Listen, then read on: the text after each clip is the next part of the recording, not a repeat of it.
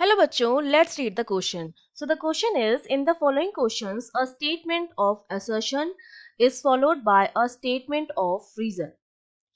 तो आपको क्या दे रखा है, एक असर्शन दे रखा है और आपको एक रीजन दे रखा है। आपको बताना है कि हमारा असर्शन जो है वो ट्रू है या फॉल्स है, और जो गिवन रीजन है वो ट्रू है या फॉल्स है, और अगर ट्रू है तो उस गिवन असर्शन का करेक्ट एक्सप्लेनेशन है या नहीं है। तो हमारा असर्शन है Kirchhoff's current law is applicable at any junction or node in the circuit, and the reason is Kirchhoff's laws are general in nature. ठीक है, तो देखिए, तो इसके लिए की कॉन्सेप्ट हमें क्या पता होना चाहिए, हमें पता होना चाहिए किरचॉफ्स लॉ के बारे में। तो जब हम किरचॉफ्स लॉ की बात करते हैं तो हम जानते हैं किरचॉफ ने दो लॉ दिए थे। एक तो उसका करंट लॉ होता है किरचॉफ्स करंट लॉ, जिसे हम केसीएल कहते हैं, और एक हमारा होता है किरचॉफ्स वोल्टेज लॉ, जिसको हम केवीएल कहते हैं। अब अगर मैं कोई सर्किट बनाती हूँ, सपोज मैंने कोई सर्किट डायग्राम बनाया है जो कुछ इस तरह का है। ये दो ब्रांचेस हैं जिन रेजिस्टेंस है, यहाँ पर मैंने वोल्ट मीटर जोड़ रखा है इस तरह से, और यहाँ पर कोई अमीटर जोड़ दिया मैंने इस तरह से, यहाँ पे एक और ब्रांच हमने जोड़ दी है। ये हमने कोई सर्किट ले लिया है, ठीक है। अब हमें पता है कि जहाँ पर किसी सर्किट में जब दो एपरेटर्स कहीं जुड़ते हैं तो ये चीज जो हो जाएगी, हमारे पे दो या दो से ज्यादा चीजें जुड़ती हैं तो हमारा क्या होता है, नोड होता है। और जब दो से ज्यादा ब्रांचेस जुड़ती हैं तो हमारा क्या होता है, जंक्शन होता है ना। तो ये मेरा नोड या जंक्शन है, और हम जानते हैं कि हमारा किरचॉफ का जो करंट लॉ है वो किसी भी नोड या जंक्शन पर अप्लाई होता है, और इसके अकॉर्डिंग हमारी जो इनकमिंग करंट होती है, इनकमिंग करंट जो होती है वो आउटगोइंग करंट के क्या होती है, बराबर होती है। आउटगोइंग करंट के बराबर होती है। तो मतलब हमने मान लिया कि अगर मेरी यहाँ से I2 करंट आ रही थी, सपोज यहाँ से I1 आ रही थी, और इधर जो जाएगी वो I3 है सपोज, तो मेरी जो I3 होगी that is the sum of I1 plus I2, क्योंकि I1 और I2 जो है वो इनकमिंग करंट है और I3 मेरी आउटगोइंग करंट है। तो इनकमिंग करंट का जो सम होता है वो आउटगोइंग करंट के क्या होता है, बराबर होता है। बेसिकली किसी भी नोड पर जो सम होता है करंट का वो क्या होता है, जीरो होता है।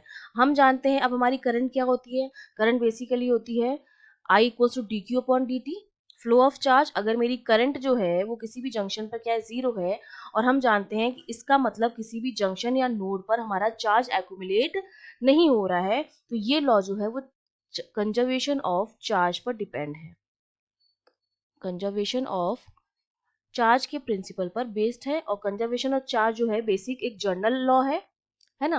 तो इसका मतलब किरचॉफ का जो करंट लॉ हो गया वो भी क्या हो गया, जर्नल हो गया किसी भी नेचर के लिए, क्योंकि ये कंजर्वेशन ऑफ चार्ज पर बेस्ड है। अब हम बात करते हैं केवीएल की। जब हम केवीएल की बात करते हैं तो केवीएल के अकॉर्डिंग किसी भी लूप में, सपोज हमने ये लूप लिया है, हमने यहाँ से चलना स्टार्ट किया, हम इस तरह से आए इस पॉइंट से और इसी पॉइंट पर वापस पहुंच गए, ठीक है। तो किसी भी लूप में जो वोल्टेज का सम होता है, समेशन ऑफ वोल्टेज जो होता है वो क्या होता है, जीरो होता है। ये हमें बताता है किरचॉफ का वोल्टेज लॉ। और मतलब इस पॉइंट पर पोटेंशियल डिफरेंस जो आएगा वो क्या आएगा, जीरो आएगा, है ना। नेट वोल्टेज जीरो आएगा। और अगर पोटेंशियल का सम जीरो है किसी भी लूप में, ये लगता है लूप में, और केसीएल लगता है हमारा नोड या जंक्शन पे, तो इसका मतलब जो हमारी एनर्जी जो होगी वो भी कंजर्व रहेगी। एनर्जी में जो डिफरेंस आएगा इस पॉइंट पर वो जीरो आएगा। तो मतलब ये जो लॉ है वो बेस्ड है कंजर्वेशन ऑफ एनर्जी पर, कंजर्वेशन ऑफ एनर्जी, कि हमारी जो एनर्जी होती है वो क्या रहती है, कंजर्व रहती है। अगर हम किसी एक पॉइंट से स्टार्ट करके वापस उसी पॉइंट पर जा रहे हैं, वापस उसी पॉइंट पर हम पहुंच गए हैं, तो हमारी जो एनर्जी होती है वो कंजर्व रहती है। इस पर बेस्ड हमारा केबीएल। और जो कंजर्वेशन ऑफ एनर्जी का लॉ है वो भी जर्नल है नेचर में, नेचर में हर चीज पर अप्लाई होता है। तो इसका मतलब किरचॉफ के जो दोनों लॉ हैं वो नेचर में जर्नल है। तो हमारा जो ए स्टेटमेंट है कि किरचॉफ का जो करंट लॉ होता है वो किसी भी नोड या जंक्शन पर लगता है, वो हमारा ट्रू है। और जो किरचॉफ के लॉज हैं दोनों वो जर्नल इन नेचर है, वो भी मेरा क्या है, ट्रू है। तो मेरा असर्शन और रीजन दोनों ट्रू है, लेकिन रीजन अलग ट्रू है, असर्शन अलग ट्रू है। ये रीजन पहले असर्शन का करेक्ट एक्सप्लेनेशन नहीं है। तो मेरा सेकंड ऑप्शन जो हो जाएगा करेक्ट हो जाएगा, that both assertion and reason are true but the reason is not the correct explanation. I hope you understood well. All the best.